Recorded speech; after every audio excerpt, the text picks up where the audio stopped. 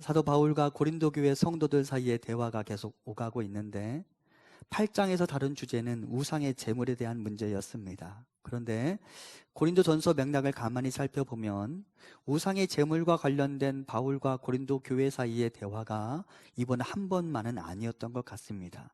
여러 차례 바울과 고린도 교회 성도들 사이에 이 주제와 관련된 대화가 오갔던 것 같고요. 그때마다 고린도 교인들은 바울의 메시지를 거절했었습니다. 그들이 바울의 메시지를 거절하면서 내세운 명분 중 하나가 무엇이냐면, 사도 바울, 너는 사도로서의 자격을 갖추고 있지 않잖아 라는 것이었습니다. 고린도 교인들이 사도 바울이 정말 사도로서의 자격을 갖추고 있는지에 대해서 의심을 품기 시작했고, 오늘 우리가 봉독하진 않았지만 본문 3절을 보면 그와 관련하여 고린도 교인들이 그 교회의 개척자인 바울을 비판하게 됩니다. 그리고 바울은 성도들이 자신의 메시지를 수용하지 않는 것들을 접하면서 어떻게 해서든 하나님의 메시지를 온전하게 들려지도록 돕기 위하여 내가 너희들에게 사도이다 라는 사실을 주장하기 위해 고린도전서 9장의 내용을 서술해 나가고 있습니다. 그러니까 사도 바울은 자기 자신을 드러내기 위해서가 아니라 고린도 교인들에게 어떻게 해서든 하나님의 메시지가 들려지도록 하기 위해 자신의 사도됨을 주장하게 됩니다. 성경의 정황들을 가만히 살펴보면 사도 바울이 고린도 교회를 개척하고 목회할 당시에 없었던 이들이 바울이 고린도를 떠난 다음에 고린도 도시에 와서 정착하게 되었고, 그들이 고린도 교회에서 신앙생활하기 시작했습니다.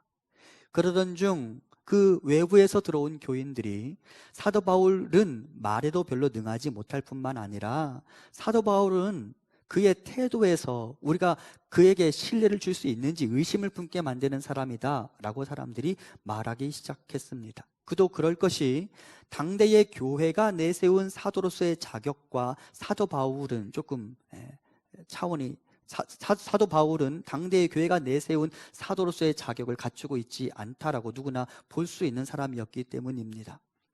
사도행전을 보면 가룟 유다 사후 마띠아라는 사람을 사도로 삼을 때 사도 베드로가 이렇게 외치게 됩니다. 사도행전 1장 21절과 22절입니다.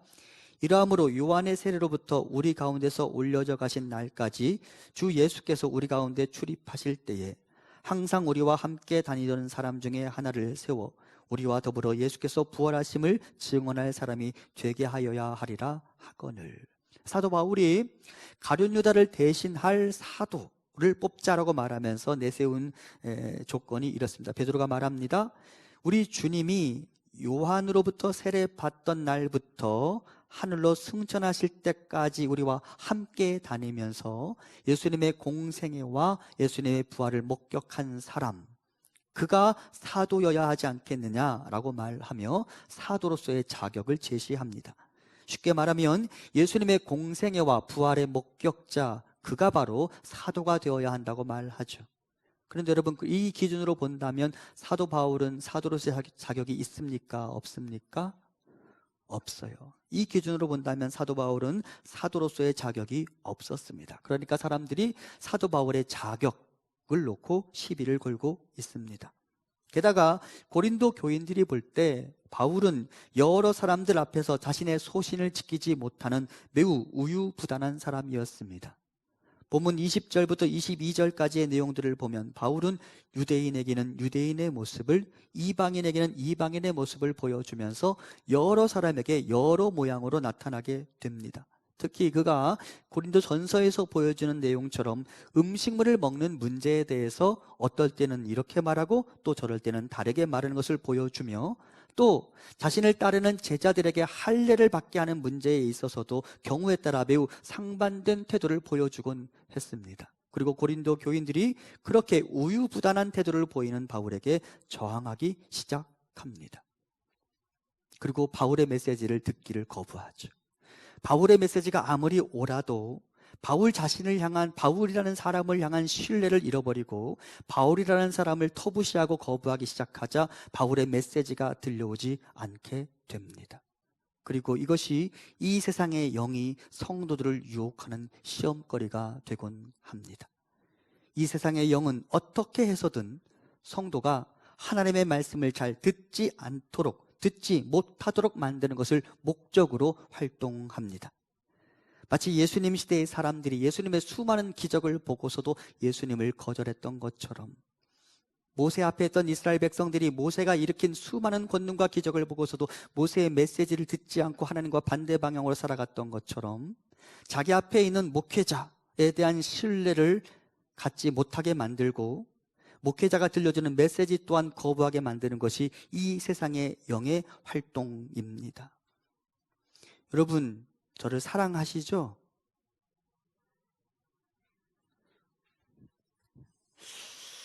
여기서 답이 안 나오면 안 되는데. 저를 사랑하시죠? 예, 사랑하신다고 믿고 싶습니다. 그런데 여러분, 성도와 목회자 사이의 감정이 언제나 꾸준한 것만은 아닙니다. 때로는 성도가 목회자에 대해 실망하는 마음을 품게 될 수도 있습니다. 그렇죠?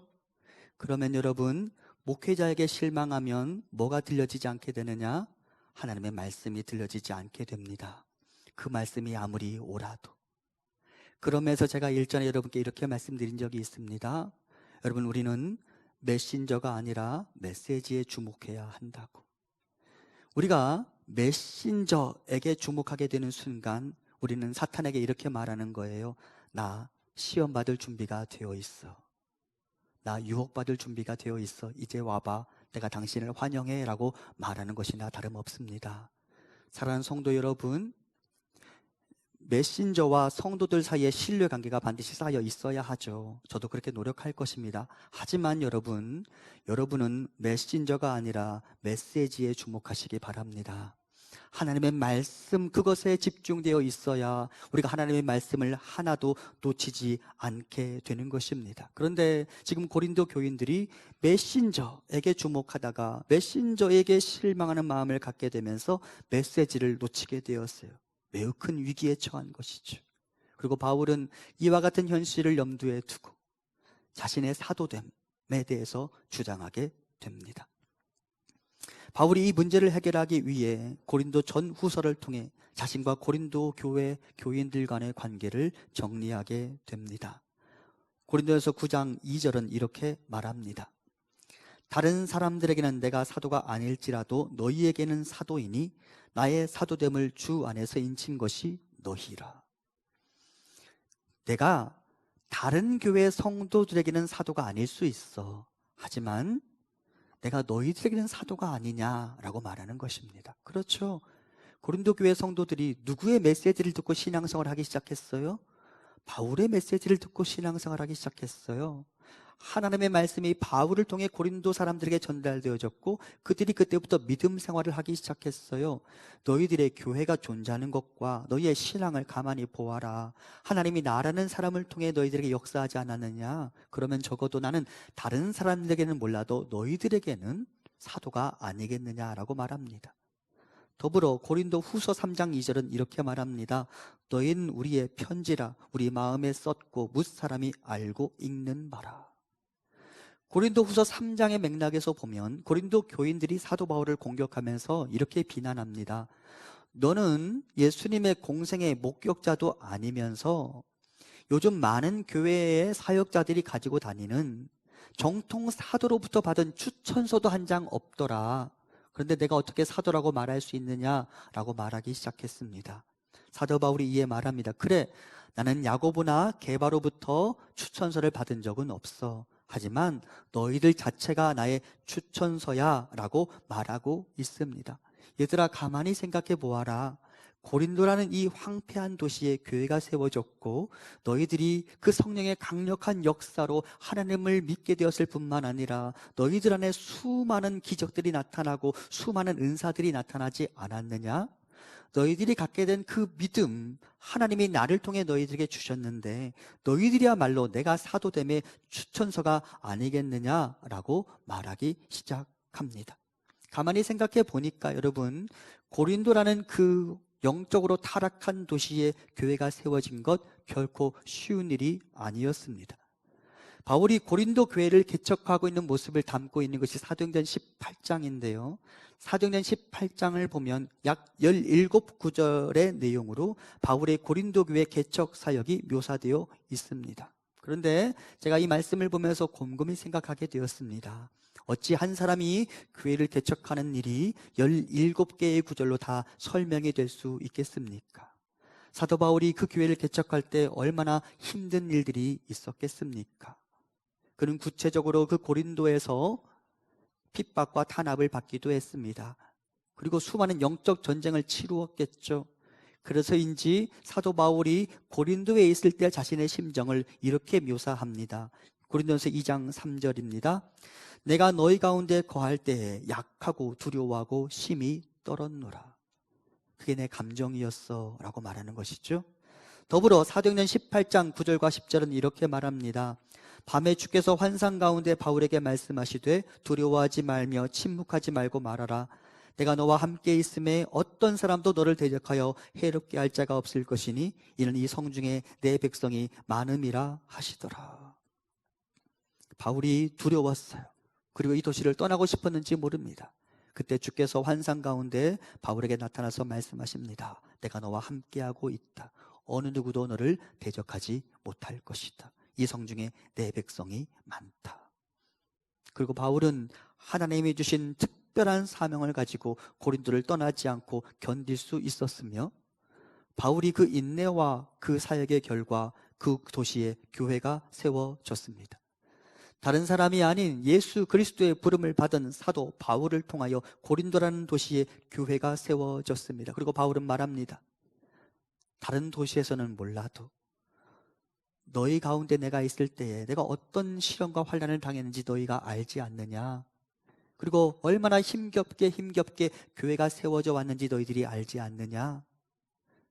하지만 나의 주 여호와 하나님께서, 내가 믿고 따르는 주 예수 그리스도께서 나를 통해 사역하심으로 고린도라는 도시에 교회가 세워졌다. 그것이야말로 너희 앞에 내가 사도라는 것을 증명하는 장치가 아니겠느냐라고 이야기합니다. 말씀을 보면서 이런 생각이 들었습니다. 여러분, 쉽게 세워지는 교회는 없습니다. 우리 교회가 지금 51년, 2년을 지나가고 있는데, 여러분, 우리 교회가 쉽게 세워지지 않았어요.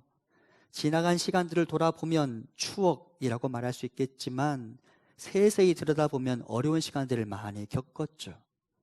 교회가 개척될 당시에 계셨던 분들이 있는지 모르겠습니다. 개척될 당시를 지나서 교회가 조금 성장해 가다가 이 건물이 다 화재로 전소되었던 시간들 여러분 기억하시죠? 그리고 여러분, 건물은 다시 세워졌지만 교회가 이 모양 저 모양으로 어려움의 시절들을 통과했던 것들을 기억하시죠? 가만히 보면 교회가 절대 쉽게 세워지는 것이 아닙니다. 왜 그럴까요? 그야말로 사탄은 그것을 싫어하기 때문입니다. 사탄은 어떻게 해서든 교회를 집중적으로 공략하며 그 안에 있는 성도들을 공략해서 교회를 무너뜨리려 하죠. 여러분, 하나님에게는 실패가 없습니다. 아멘. 하지만 교회는 실패할 수 있다는 것 아시죠? 요한계시록을 보면 하나님께서 교회에 있는 촛대를 옮기시겠다고 말씀하시는 적이 있습니다. 교회는 실패할 수 있습니다. 사대교회, 살았다는 이름을 가졌지만 실상은 죽은 교회였습니다. 부유한 동네였어요, 사대는. 하지만 여러분, 그 교회가 잘 부흥하는 것 같다가 그들이 믿음을 놓기 시작하자 그 교회가 망해갔다고 말합니다. 라오디게아 교회, 차지도 않고 뜨겁지도 않은 교회였어요. 여러분, 우리는 대부분 내가 차갑지 않으면 만족합니다. 그렇죠? 내 신앙이 최저가 아니면 만족하는 성향이 있습니다. 하지만 주님께서는 라오디게아 교회 교인들에게 말씀하십니다. 너희가 차갑지도 않고 뜨겁지도 않다. 너희들 그대로 있으면 위험하다라고 말씀하시죠. 에베소 교회, 수많은 기적을 맛본 교회입니다. 그들의 처음 사랑은 소문이 날 정도로 유명했습니다. 하지만 그들이 언제부턴가 하나님과의 처음 사랑을 잃어버리게 되었고 교회가 점점 힘을 잃어가게 되었고, 우리 주님은 그와 같은 교회들을 보면서 촛대가 옮겨질 수 있다고 말씀하시더라고요. 달리 말하면 여러분, 교회가 교회로서의 정체성을 유지하는 일 결코 쉽지 않다는 사실을 깨닫고, 목회자와 성도, 모든 교회의 성도들이 영적으로 민감하게 깨어 있어야만 한다는 사실을 말씀드리고 싶습니다. 처음 사랑을 다시 회복하시기 바랍니다. 차갑지 않은 것으로 만족하면 안 됩니다. 뜨거움을 회복하셔야 합니다.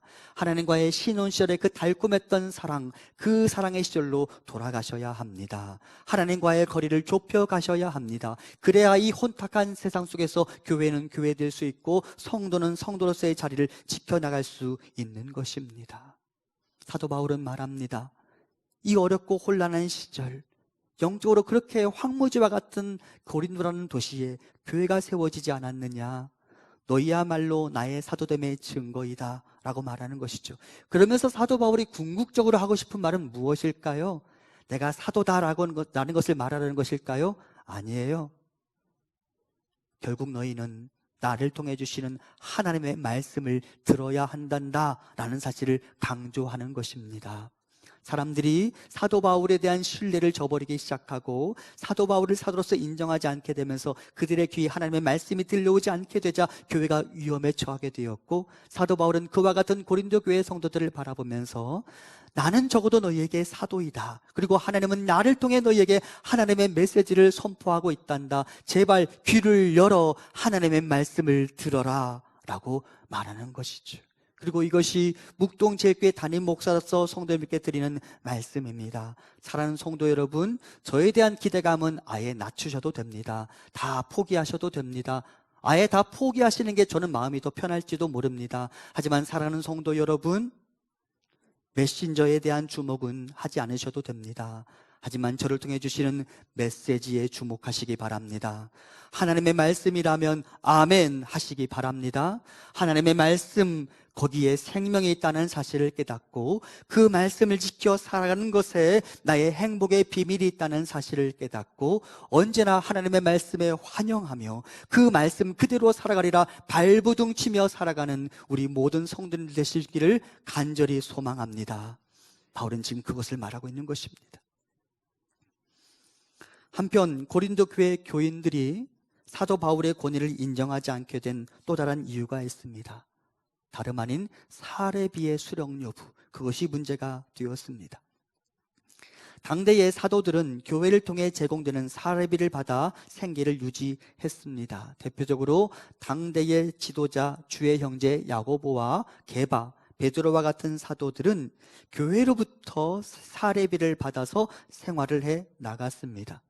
하지만 바울은 가죽을 다루는 기술자로서 아굴라와 브리스길라 부부와 함께 작은 수공업 업체를 운영했고 그것으로 자기 생계를 책임지면서 교회로부터 사례비를 받지 않고 살아가고 있었습니다. 자, 그렇다면 여러분, 고린도 교인들은 바울을 칭찬해야 할까요? 비난해야 할까요? 칭찬해야 하겠죠? 여러분도 저한테 그걸 요구하는 건 아니죠?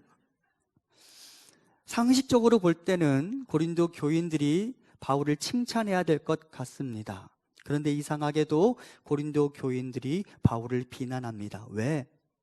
고린도 교인들이 이렇게 말하는 거예요.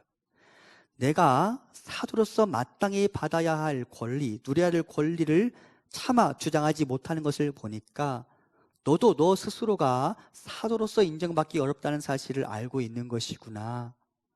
너는 사도라는 자격, 그것을 갖추고 있지 않다고 스스로 인지하기 때문에 교회가 제공하려고 하는 사례비도 거절하고 있구나 라고 사람들이 말하기 시작했습니다. 바울이 억울했겠습니까? 안 억울했겠습니까? 억울했죠. 여러분, 목회자의 마음이 철판으로 만들어져 있습니까? 아니에요. 목회자도 상처를 받아요. 제가 당시에 바울이라면 상처를 받았을 것 같아요. 마음이 아팠을 것 같아요. 자기는 나름대로 고린도 교인들을 배려하기 위하여 낮에는 일을 하고 밤에는 복음을 전했는데 도리어 그것으로 고린도 교인들이 바울을 비난하게 되자 바울이 속상했을 것 같습니다. 이에 대하여 바울은 고린도전서 9장의 중반부 이하를 통해 목회자가 교회로부터 사례비를 받을 수 있는 정당한 권리가 있다라는 사실을 설명하기 시작합니다. 그것을 위하여 군인과 농부와 목축업자의 사례를 언급함과 동시에 구약 성경에 나타나는 다양한 전통들과 말씀들을 거론하게 됩니다. 그러면서 내가 너희에게 신령한 것을 제공했으니 너희로부터 육적인 것을 공급받을 당연한 권리가 있다라고 말합니다. 이것은 맞는 말입니다. 우리 주님께서도 70명의 제자들을 복음 전도자로 파송하시면서 이렇게 말씀하신 적이 있습니다. 누가복음 10장 7절 이하입니다. 그 집에 유하며 주는 것을 먹고 마시라. 일꾼이 그 싹을 받는 것이 마땅하니라. 그렇죠. 맞는 말입니다. 이렇게 본다면 앞서 말씀드린 것처럼 본문 11절의 말씀처럼 고린도 교인들에게 신령한 것을 제공한 사도 바울은 고린도 교회로부터 사례비를 받아 살아갈 수 있는 정당한 권리를 가지고 있었습니다. 하지만 바울은 고린도 교회로부터 아무런 사례비도 받지 않았습니다. 왜 그랬을까요? 카톡. 본문 18절과 19절입니다. 그런즉 내 상이 무엇이냐? 내가 복음을 전할 때 값없이 전하고 복음으로 말미암아 내게 있는 권리를 다 쓰지 아니하는 이것이로다. 내가 모든 사람에게서 자유로우나 스스로 모든 사람에게 종이 된 것은 더 많은 사람을 얻고자 함이라. 바울은 더 많은 사람을 얻기 위하여 복음의 종이 되기로 자처했습니다. 이 말 안에는 나는 이 일을 부득불할 수밖에 없다라는 뉘앙스가 담겨져 있습니다. 하나님이 나를 이 복음을 위하여 종 삼으셨다. 나는 그래서 이것을 할 수밖에 없다라고 말합니다. 여러분, 종에게는 보수가 주어지지 않습니다. 그저 먹여줄 뿐이죠. 종에게는 월급이 없습니다. 바울은 스스로를 종이라고 자처하면서 나는 하나님이 이 일을 맡기셨기에 어쩔 수 없이 이 일을 할 수밖에 없는 자이다. 그렇다고 수동적으로 끌려다닌다는 말이 아닙니다. 나는 즐거이 이 일을 하지만 나는 그리스도의 복음의 종으로서 이 일을 한다. 그러므로 나는 싹쓸 기대하지 않는다라고 말하며 그가 맨 마지막에 이렇게 말하죠. 더 많은 사람을 얻고자 함이라. 무슨 말일까? 당대의 철학자들도 곳곳을 돌아다니면서 사람들에게 지식을 전하고 그들이 사람들로부터 사례비나 후원을 받아서 생활했었다고 합니다. 특히 고린도라는 도시는 철학자들이 많은 도시였기에 고린도 곳곳에서 그와 같은 유명한 철학자들을 많이 성도들이 만날 수 있었고 사람들이 그 사람들에게 많은 후원금을 주면서 그들이 부유해지는 것을 사도 바울과 또 고린도 사람들이 목격할 수 있었습니다. 여러분, 당시에 네임밸류로 치자면 사도 바울 또한 많은 사례비를 받을 수 있는 사람이었습니다. 하지만 바울이 그것을 포기합니다. 왜 그랬냐면 자신이 전하는 복음이 길거리에서 전달되는 철학과 똑같은 것으로 취급당하는 것을 원치 않았기 때문입니다.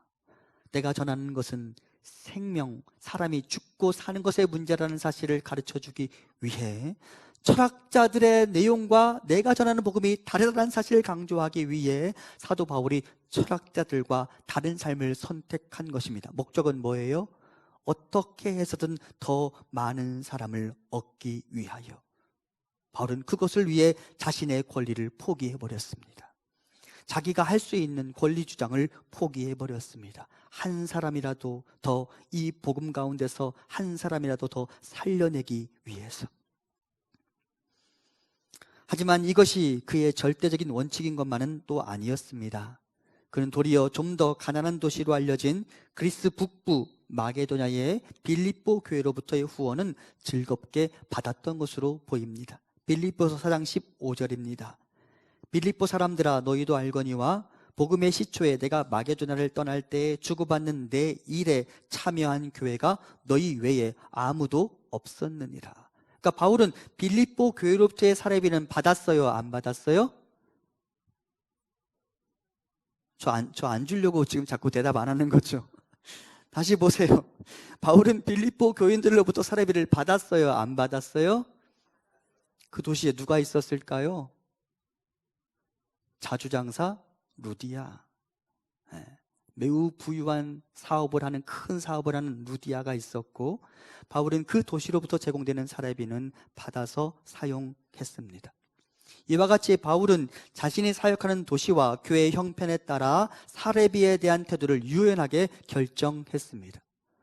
바울은 자신이 섬기는 교회의 형편과 성도들의 신앙의 정도에 따라 자신의 태도를 유연하게 결정했습니다. 그리고 이것이 이 시대 목회자들의 삶의 자세가 되어야 하며 교회의 자세가 되어야 합니다. 저는 교회가 목회자에게 강요된 가난을 요구하지 말아야 한다고 생각합니다. 더불어 목회자는 자발적 청빈의 삶을 추구해야 합니다. 이 과정에서 목회자와 성도들 사이에 어떤 강압이나 강요도 없어야 하며 서로의 형편을 무시하는 요구도 없어야 합니다.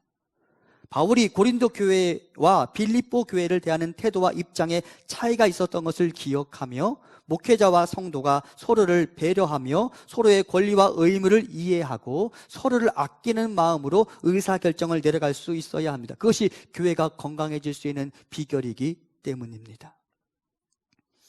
한편 바울이 비난받은 이유 중 하나는 그의 우유부단해 보이는 태도의 문제 때문이었습니다. 본문 10장에서 거론하게 되겠지만 그가 이방인들과 유대인들 앞에서 음식을 먹을 때 보여주는 태도가 너무도 상이했기 때문에 사람들이 바울을 비난했습니다. 예를 들면 바울은 고린도에서 8장에서 나는 앞으로 고기를 먹지 않겠다라고 선언했습니다. 거기서 고기를 먹지 않겠다라는 말은 신전에서 고기를 먹지 않겠다라는 말입니다. 그렇다면 이 말은 고린도 교인들 중 어떤 사람들을 염두에 두고 한 말일까요? 고린도 교인들 중 유대인들을 염두에 두고 한 말입니다. 유대인들은 이 일을 받아들일 수가 없었으니까 누구든지 나 때문에 어떤 사람도 실족하지 않았으면 좋겠다라고 말하며 바울은 난 앞으로 신전에서 절대 고기를 먹지 않겠다라고 말합니다. 그것이 8장의 내용이었습니다. 그런데 10장을 가보면 또 다른 바울의 자세가 나옵니다. 어떤 사람이 너를 집으로 초대했다고 하자, 그가 너에게 고기를 대접했다고 하자, 그러면 너는 너에게 고기를 대접한 사람의 그 양심을 고려하여 묻지 말고 먹으라고 말합니다. 누구를 염두에 두고 한 말일까요? 이방인 크리스찬. 하지만 또 사도 바울은 곧 이어서 이렇게 말합니다. 누군가가 너에게 음식을 대접하면서 이것은 방금 이방의 신전에서 나온 고기입니다 라고 말한다면 너는 그 고기는 먹지 말라고 이야기합니다. 왜 그 사람이 이것은 이방의 신전에서 나온 고기라고 말했을까요? 그 사람 아직 믿음에 있어서 확실함이 떨어지는 사람입니다. 이제 막 복음 안으로 들어왔지만 유일실 하나님에 대한 믿음이 아직은 떨어지는 사람입니다. 그도 긴가민가 하는 거예요. 그 상태에서 바울에게 나도 잘 모르겠지만, 나도 이거 먹어도 되는지 잘 모르겠지만 어쨌든 이거 엊그제 신전에서 나온 고기입니다. 당신 먹으려면 먹어요 라고 말한다면 바울은 말합니다. 그때는 고기를 먹지 말라고. 같은 이방인 크리스찬이지만 이번에는 믿음에 있어서 확실함의 정도가 떨어지는 사람들을 고려하여 사도 바울은 그 고기는 먹지 말라고 말합니다. 여러분, 지금 한 입에서 몇 가지 말이 나오고 있는 거예요? 3가지가 나오고 있는 거예요. 사람들이 말합니다. 너는 왜 그렇게 이 모양 저 모양으로 왔다 갔다 하냐? 한 가지만 좀 정해라. 너에게 믿음의 소신이 없는 것 아니냐라고 말하는 것입니다. 또 사도 바울은 할례받는 문제에 있어서 이와 유사한 태도를 보여주었습니다. 사도 바울의 영적인 아드리오 제자였던 디모데, 사람들이 디모데가 교회 안에서 사역하려면 할례를 받아야 한다고 말했을 때에 바울이 그래, 그러면 디모데에게 할례를 받게 하자 하고 할례를 베풀어 주었습니다. 그런데 디도라는 사람이 목회자로 서는 장면에 있어서는 사람들이 아무리 할례를 줄 것을, 할례 받을 것을 요청했어도 끝끝내 사도 바울이 디도에게 할례를 베풀지 않습니다. 왜 그러면 사도 바울은 동일한 영역에 있어서 동일한 문제를 가지고 이렇게 상반된 태도를 보인 것일까요? 왜 이렇게 우유부단한 태도를 보인 것일까요? 본문 19절과 20절을 제가 봉독합니다. 내가 모든 사람에게서 자유로우나 스스로 모든 사람에게 종이 된 것은 더 많은 사람을 얻고자 함이라.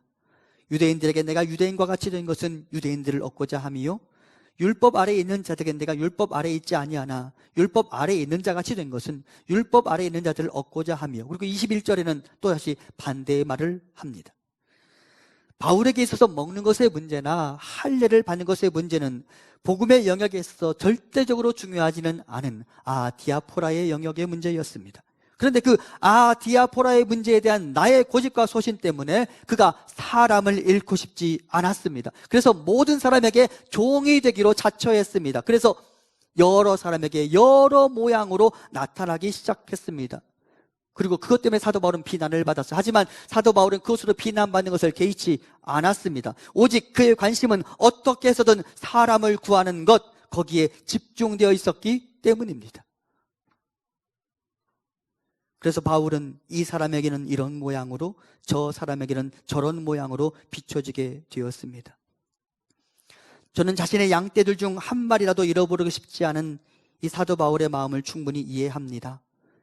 자기 자신의 자존심이나 아디아포라 영역의 행동 기준보다 사람을 구원하는 일이 더 중요해서 여러 사람에게 여러 모양으로 자신을 드러낼 수밖에 없었던 바울의 마음을 저는 충분히 이해합니다. 그것이 목회자의 삶이기 때문입니다. 우리 예수님은 이 땅의 사람들을 구원하시기 위해 자기 자신을 다 내어 던지셨고 자기 자신을 다 포기하셨습니다. 우리 주님 무엇을 위해 이 땅에 오셔서 그 수모를 당하셨습니까? 마가복음 10장 45절 같이 봅니다. 시작. 인자가 온 것은 섬김을 받으려 함이 아니라 도리어 섬기려 하고 자기 목숨을 많은 사람의 대속물로 주려 함이니라. 아멘. 예수님 이 일을 위하여, 많은 사람들을 위한 대속물로서의 삶을 살기 위하여 이 땅에 오셨고, 그러면서 사람들에게 수모도 당하시고 비난도 받으셨어요. 자기 자신을 그냥 다 내어놓으셨죠. 이 일을 위하여 종이 아니신 그분이 종이 되셨습니다. 하늘과 온 만물의 창조주가 거리의 노숙자가 되셨습니다. 영광의 왕이시며 지극히 거룩하신 분이 많은 사람의 조롱 가운데서 멸시의 천대를 받으시고 저주의 상징인 십자가를 지셨습니다. 왜? 사람을 얻기 위해서, 사람을 살리기 위해서. 그리고 이것이 저와 여러분의 삶의 자세가 되어야 합니다. 우리 주님 우리에게 사람 살리는 일을 맡기셨으니까 우리도 사람을 살리기 위하여 때로는 여러 사람에게 여러 모양으로 나타나면서 내 자존심도 내려놓고 내 권리도 포기해야 할 때가 있을 것입니다. 사도 바울은 그때 그렇게 살았어요. 우리 주님은 그때 그렇게 살았어요. 그리고 우리도 사람을 얻기 위해서라면 나 자신을 기꺼이 내려놓고 포기하는 삶을 살아가야 합니다. 사도 바울은 이제 이렇게 말합니다. 우리 함께 본문 9장 24절을 봉독해 봅니다. 운동장에서 다름질하는 자들이 다 달릴지라도 오직 상을 받는 사람은 한 사람인 줄을 너희가 알지 못하느냐? 너희도 상을 받도록 이와 같이 다름질하라. 아멘. 사도 바울은 자기 자신을 기꺼이 다 내려놓았어요. 비난도 받아가면서. 왜 그렇게 할 수 있었느냐? 하나님의 상급을 기대했기 때문입니다. 썩어 없어지지 않을 하나님의 상급을 기대하며 사도 바울은 철저하게 사람 살리는 삶을 살았고, 사람 살리는 삶을 살기 위해 자기 자신을 내어놓았습니다. 자기 자신이 이렇게 권리를 포기하며 살아갈 수 있는 이유는 하나님이 이 일을 기뻐하시기 때문이며, 이렇게 나 자신을 절제하며 나를 내려놓는 삶을 살아갈 때 하나님이 나에게 상급을 주실 것이라고 바울은 믿었고, 그것이 바울을 움직이는 원동력이 되었습니다. 하나님이 무엇을 좋아하실까? 그것을 묻고 그것을 이루기 위해 자기 자신을 절제할 수 있는 삶, 그것이 바울의 삶의 전부였습니다. 바울은 그런 삶을 살았어요. 우리 함께 바울의 자기 절제, 자기를 포기하는 삶에 대한 바울의 메시지를 좀 더 읽어보도록 하겠습니다. 본문 25절부터 27절까지를 같이 봉독해 봅니다. 이기기를 다투는 자마다 모든 일에 절제하나니 그들은 썩을 승리자의 관을 얻고자 하되 우리는 썩지 아니할 것을 얻고자 하노라. 그러므로 나는 다름질하기를 향방 없는 것 같이 아니하고 싸우기를 허공을 치는 것 같이 아니하며 내가 내 몸을 쳐 복종하게 함은 내가 남에게 전파한 후에 자신의 도리어 버림을 당할까 두려워함이로다. 아멘. 여러분, 올림픽의 기원에 대해서 아시죠? 그리스에서 4년마다 열린 스포츠 대회였습니다. 그런데 당시 고린도에서도 2년마다 열린 대회가 있었으니 이스트모스라는 대회입니다. 그 이스트모스라는 대회에는 총 6개의 종목의 선수들이 출전했는데 그 중에 육상과 권투 경기가 있었고, 지금 사도 바울은 이스트모스 대회의 육상과 권투 경기를 예를 들어 자신의 경주를 설명합니다. 여러분, 달리기에서 정말 중요한 것, 빨리 달리는 것인데 빨리만 달리면 안 됩니다. 뭐가 분명하게 정해져야 해요? 목적, 방향성이 분명하게 결정되어야만 그는 상급을 받을 수 있습니다. 사도 바울은 고린도 교인들에게 말합니다. 우리가 아무리 열심히 달려도 방향성이 틀리다면 우리는 어떤 상급도 받지 못하게 될 것이라고 말하며, 우리 하나님이 우리에게 무엇을 원하시는지를 염두에 두고 우리는 경주해야 된다라고 말하며 하늘의 상급을 기대하며 살아가자라고 외칩니다. 그러면서 사도 바울이 이제 무엇을 이야기하기 시작하느냐? 달리기와 또는 권투에 있어서 정말 중요한 것, 절제다라고 이야기합니다. 내가 내 몸을 쳐 복종하는 그 절제가 운동선수에게 꼭 필요하다라고 말합니다. 여러분, 배가 이만큼 나온 축구선수 상상해 볼 수 있습니까? 없습니까? 없죠. 운동장에 들어갈 수가 없어요. 훈련도 못하고 연습도 안 해서 근육이 다 빠져버린 레슬링 선수, 경기에 출전할 수 있어요? 없어요? 없어요. 평소에 자기 자신을 훈련하고 연단하며 절제할 것을 절제한 사람만 경기장에 뛰어들 수 있고 그 사람만 상급을 받을 수 있습니다. 그러면서 운동선수에게 절제가 필요하듯 예수 그리스도를 따르는 우리가 상급을 받기를 원한다면 절제하는 삶을 살아야 한다라고 사도 바울은 주장하며, 여기서 말하는 절제는 고린도전서 9장의 맥락에서 보면 자기 포기, 권리 포기, 내려놓음이라고 말할 수 있습니다. 내가 하고 싶은 대로 다 하고 살아가면, 내 권리만 주장하면 내가 상급을 받을 수 있을 것 같으냐? 그럴 수 없다라고 말합니다. 내가 정말 상급을 받기를 원한다면 너 자신 스스로를 절제할 수 있어야 한다. 그것을 위해 너 자신의 권리를 내려놓고 포기할 수 있어야 한다. 그래야만 사람을 얻을 수 있다라고 이야기합니다. 여러분, 사람의 마음을 얻는 것 쉬워요? 어려워요? 남자분들 지금 사랑하는 아내에게 청혼할 때 수고하셨죠? 제가 볼 때는 별로 수고 안 한 것 같은데 수고했다고 말하는 사람도 있는데, 수고하죠. 사람의 마음을 얻는 것 수고가 동반되는 일입니다. 어려운 일입니다. 가게에서 장사를 한다? 어이없는 일들로 컴플레인 할 수가 있어요. 그때마다 내 성질 욱하는 대로 반응하면 사람을 얻을 수 있어요? 없어요? 없어요. 나를 내려놓아야 사람의 마음을 얻는 것이죠. 사도 바울은 말합니다. 사람을 얻는 것, 그것이 우리의 목적이 되어야 한다. 그리고 사람을 얻기 위하여 우리는 우리 자신의 권리를 포기하며 절제할 수 있어야 한다. 그래야 우리는 하나님 나라의 상급에 동참할 수 있다라고 이야기합니다. 이것이 사도 바울이 자기 자신의 권리를 내려놓을 수 있었던 이유이며, 이것이 우리가 본받아가야 할 모습입니다. 사랑하는 성도 여러분, 사람 얻는 것, 그것이 정말 중요합니다. 우리가 그것을 목표로 살아가야 합니다. 그리고 그것을 위하여 절제할 수 있어야 합니다. 내 권리를 포기할 수 있어야 합니다. 그럴 때 하나님 우리에게 썩어서 사라지지 않을 영광의 면류관을 씌워주실 것입니다. 우리 모두가 하나님 나라의 상급을 기대하며 절제하며 나를 포기하고 나의 권리를 내려놓고 사람을 얻는 삶을 살아갈 수 있는 우리 모두가 될 수 있기를 간절히 소망합니다.